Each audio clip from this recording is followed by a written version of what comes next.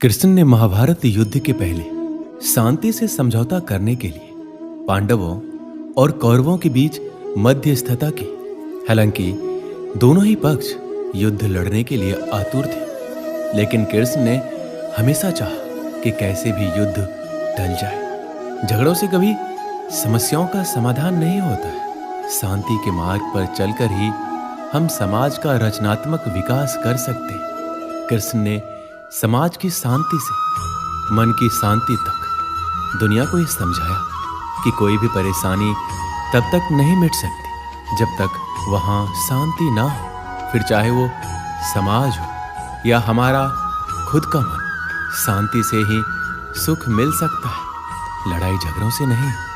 कुछ लोग होते हैं जिन्हें हमेशा लगता है कि लोग उनके विषय में ही बात कर रहे हैं। वह यह सोचकर हमेशा परेशान भी रहते हैं कि लोग उन्हें पसंद नहीं करते, मगर वास्तविकता कुछ और ही होती है। ऐसे लोग संदेह करने के आदी होते हैं। पति पत्नी में भी कई बार ऐसी स्थिति आती है जब उन्हें एक दूसरे पे संदेह होता है। गीता में बताया गया है कि जो व्यक्ति किसी पर संदेह करता है वह कभी भी सुखी नहीं रहता। उसके मन में हमेशा शंका बनी रहती है जो उसे परेशान करती रहती है। तुम्हें जो करना है वह करो, लेकिन अहंकार से नहीं, वासना से नहीं, ईर्ष्या से नहीं, बल्कि प्रेम, करुणा, विनम्रता और भक्ति के साथ। जिसने अपने मन पर विजय प्राप्त कर ली है उसके लिए मन सबसे अच्छा दोस्त है, लेकिन जो ऐसा करने में विफल रहा है उसके लिए मन सबसे बड़ा दुश्मन है। खुशी मन की एक ऐसी अवस्था है जिसका बाहरी दुनिया से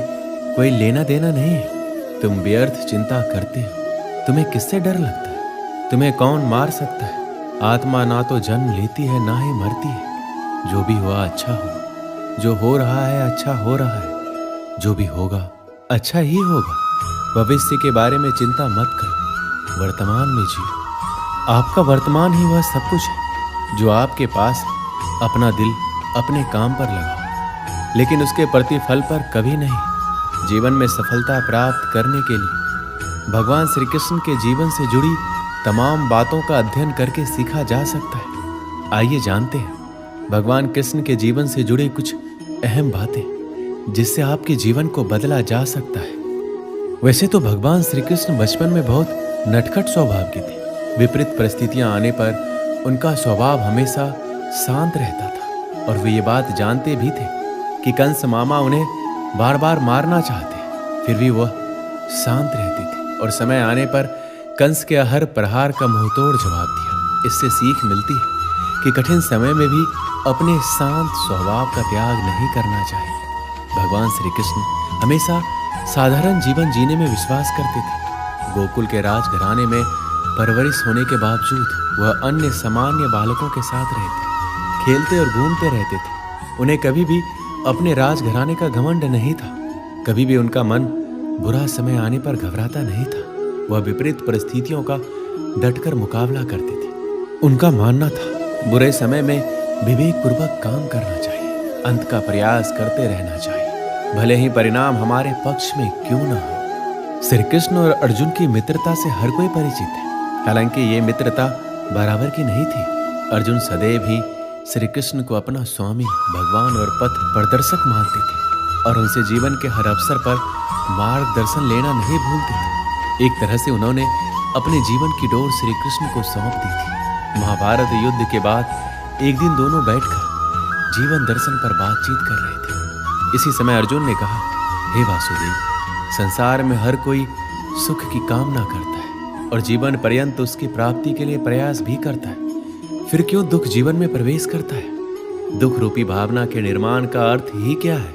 क्यों इसकी सृष्टि की गई? यदि दुख होता ही नहीं तो जीवन कितना आसान होता। सुख और दुख दोनों विरोधी भाव है और इनकी आवाजाही ने आम जीवन को दुखी कर रखा है। अर्जुन की बात सुनकर श्री कृष्ण ने कहा, हे पार्थ, सबसे पहली और आवश्यक बात ये जान लो कि सुख और दुख एक दूसरे के विरोधी नहीं बल्कि पूरक है। वास्तव में ये एक ही सिक्के के दो पहलू हैं। यदि दुख ना हो तो सुख की अनुभूति भी ना हो पाएगी।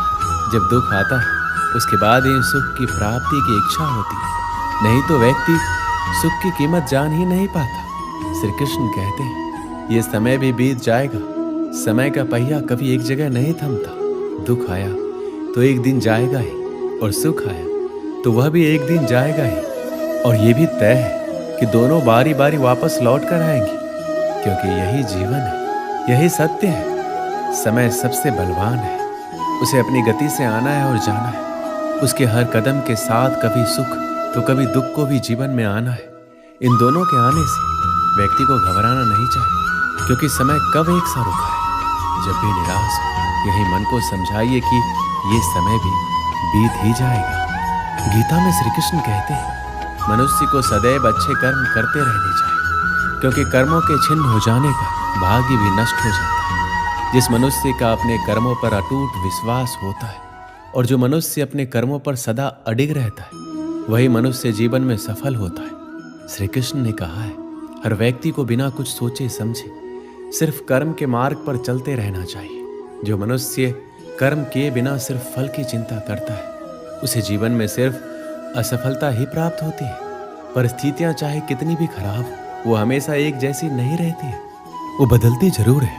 इसलिए मनुष्य को बहुत धैर्य और हिम्मत से काम लेना चाहिए। ईश्वर कभी भी किसी व्यक्ति के साथ नाइंसाफी नहीं करता, वो उसको केवल वही देता है जिसकी वो लायक है। जीवन में कुछ स्थायी नहीं है, इसलिए स्वयं को अधिक तनावग्रस्त ना करें। किसी के साथ चलने से ना तो कोई खुशी मिलती है और ना ही लक्ष्य, इसलिए मनुष्य को सदैव अपने कर्मों पर विश्वास करते हुए अकेले चलते रहना चाहिए।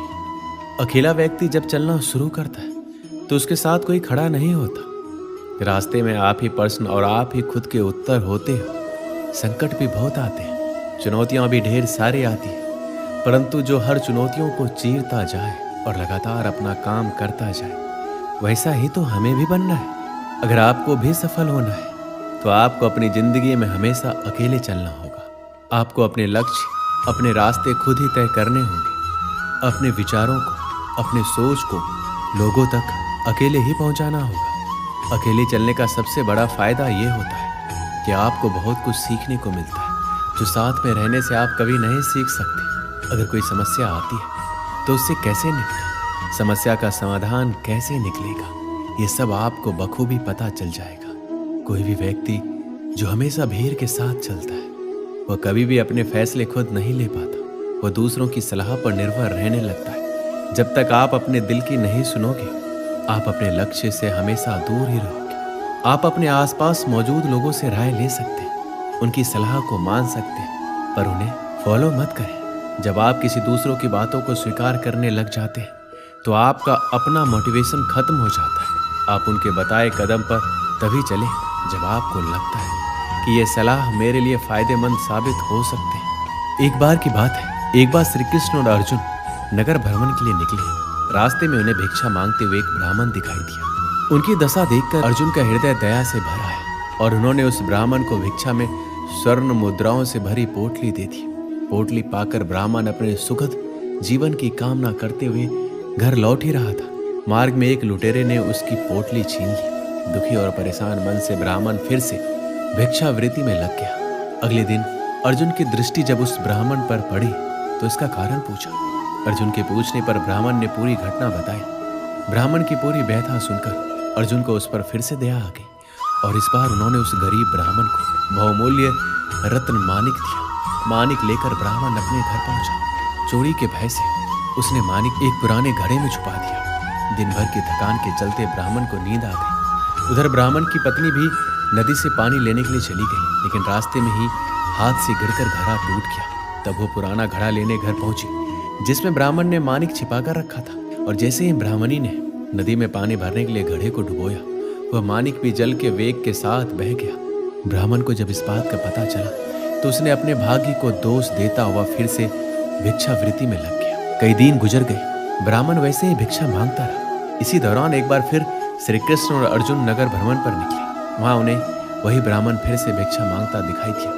अर्जुन तो हैरान रह गए। उन्होंने ब्राह्मण से इसका कारण पूछा। तब उसने सारी घटना कह सुनाई। सब कुछ सुनकर अर्जुन काफी निराश हो गए और गहरी चिंता में पड़ गए। तभी श्री कृष्ण ने अपना हाथ ब्राह्मण की ओर बढ़ाते हुए उसे 2 कौड़ियां दी अर्जुन ने श्री कृष्ण की ओर देखते हुए आश्चर्य से पूछा कि प्रभु, मेरी दी स्वर्ण मुद्राएं और मानिक इस अभागे की दरिद्रता ना मिटा सके, फिर इन कौड़ियों से इस ब्राह्मण का क्या होगा? अर्जुन के सवाल पर श्री कृष्ण ने कहा, वह ब्राह्मण देवता के पीछे पीछे जाए। ब्राह्मण भिक्षा लेकर घर लौटने लगा। तभी उसे पास की नदी में जाल में तड़पती एक मछली दिखाई दी। ब्राह्मण को उस मछली पर दया आ गई। उसने सोचा, इन कौड़ियों से मेरा क्या होगा? यह विचार करते हुए जाल में फंसी मछली का सौदा मछुआरे से कर लिया और कमंडल में मछली डाल नदी में छोड़ने चल पड़ा। तभी मछली के मुंह से वही मानिक निकला जो उसने घड़े में छुपाया था। मानिक देख ब्राह्मण खुशी से चिल्लाने लग गया, मिल गया, मिल गया।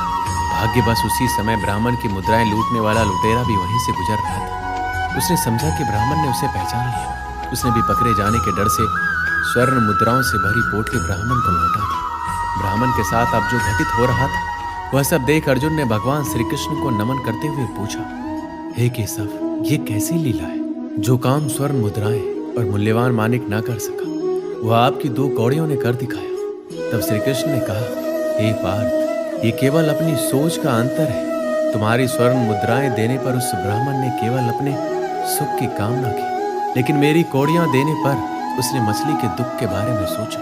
बस यही फर्क है। और भाग्य का साथ पाने का रहस्य भी कि जब आप दूसरों के दुख के बारे में विचार कर दूसरों का भला करने के लिए आगे बढ़ते हैं, तब ईश्वर भी आपका साथ देता है और भाग्य अपने आप मेहरबान होता है। लेकिन जो अपने हित के लिए दूसरों का अहित सोचने और करने से पीछे नहीं हटते, भाग्य उनका साथ कभी नहीं देता है। दोस्तों, इस वीडियो में बस इतना ही। मिलते हैं अगले वीडियो में। अपना ख्याल रखिएगा। जय श्री कृष्ण।